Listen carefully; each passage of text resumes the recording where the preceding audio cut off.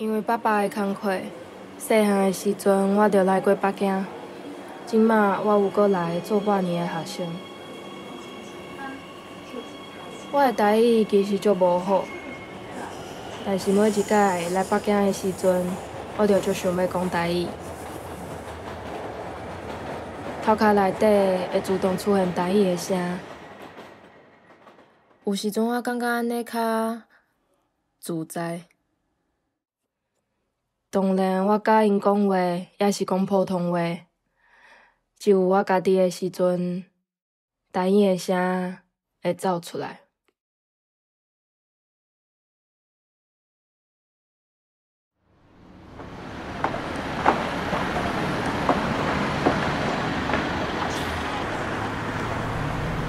北京，我觉得因为我家乡也没在城市，然后我觉得家乡是比较偏僻的，然后人口一直在流出，青年人也很少。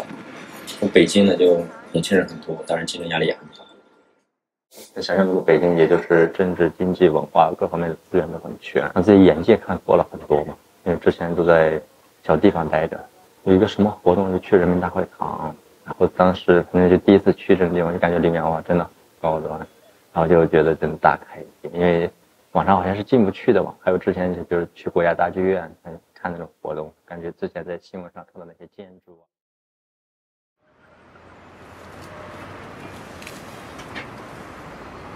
我也不知道为什么这么多人挤破了头想在这儿。明明他妈的待得好难受呀，又冷，风又大，还不好吃，为什么会有那么多人愿意待在这里？我也想发问。北京我最喜欢的地方有啊，艺术园区啊，那些地方是别的城市代替不了。你不觉得798还是有一点的商业？也不商业，它活不了啊。子阳喜欢北京吗？我想一下，最喜欢现在这里，最喜欢不知道。我现在最大的问题就是没有白了，没有白了。08年的时候来北京，感觉大家都好幸福，就很阳光，很阳光。但是今天的北京没有人开心，其实这是一个应该每个人都有感觉，但是基本没有人会细谈的事情。就是你跟他讲这么个事情，他会觉得好像是哦，然后过一会儿，哎，哇，就叹声气，你知道吗？大部分的人被一个生存的基础问题，还有一个就是经济的累积问题，或者说是就是。你幸福吗？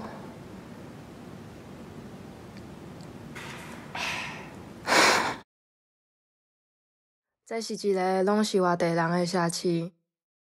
慢慢啊，我会想要学北京的腔，亲像安尼，就袂互因发现我从台湾来。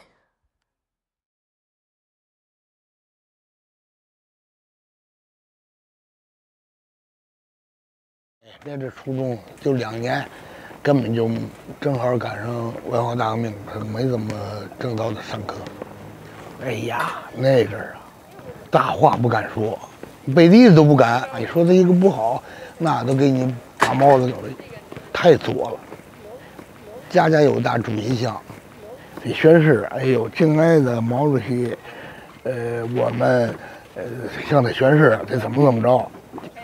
上这个商店了买东西去，你得先说句毛主席语录，他说下定决心，你得说不怕牺牲，他得说排除万难去争，哎，然后才买给你东西呢，不讲也买不了。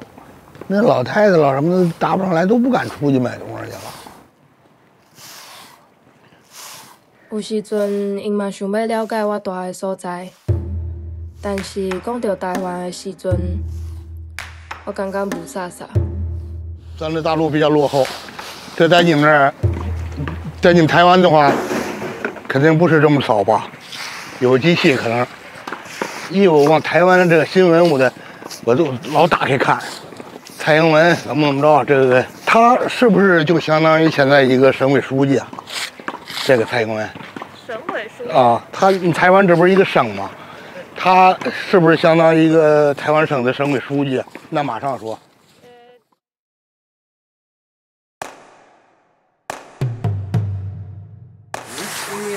啊，就你这一个人在北京了？对啊，我刚来而已。台湾的报道喊说，北京人中国人这茶叶蛋都吃不了，人茶叶蛋谁吃呀？那，嘿，饭不吃，我们天天吃肉，牛排啊，奶酪啊。哦，这么好。羊肉啊，天天涮羊肉，炖牛肉。老北京人我瞅天天喝着。你们中国没有摩托车，这摩托车早他妈不骑，早真给扔了。谁骑它呀？这现在没有贫苦了，没有了。过去有，那是过去的扶贫。台湾的中国要抽不动，大陆要打，不开一机这玩意儿。现在就是蔡英文，现在你闹什么呀？你这祖宗都是中国人，对不对？共产党一个劲儿的兄弟，你非得要拿当仇人呢来，对吧？你怎么说咱是普通话呀？对吧？你怎么说福建话呀？福建哪？那不中国的吗？都是大陆的吗？你就别闹。我爸爸平时就甲我讲。因为我的祖先是福建来的，所以我袂使讲我是台湾人。但是伫遮尔啊侪外地人内底，我感觉我一直是外地以外的外地。因讲的足侪感觉，是我从来拢无接受过的。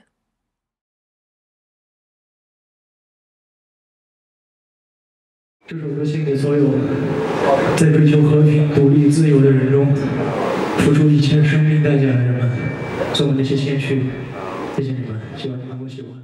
北京就是演出多嘛，然后音乐环境比较好，比较融合，什么人都过了。北京只要不买房都还好，只要不买房子都还好。其实我觉得在哪儿都能吃饱饭。房价太高，然后这不是你考虑的。堵车太堵了，你也没有车。然后北京以前是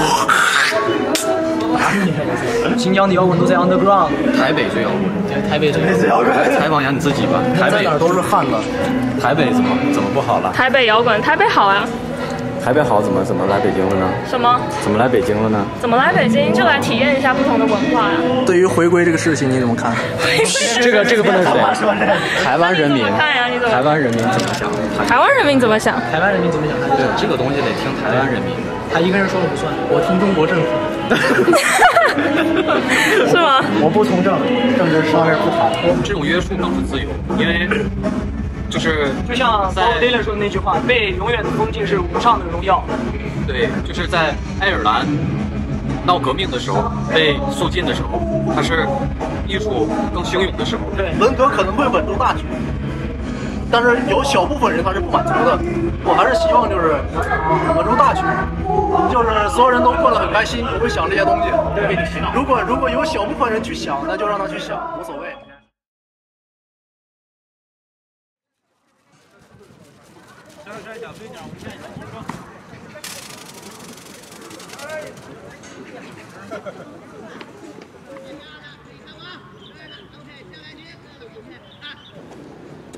我这个国家还打蛮少的。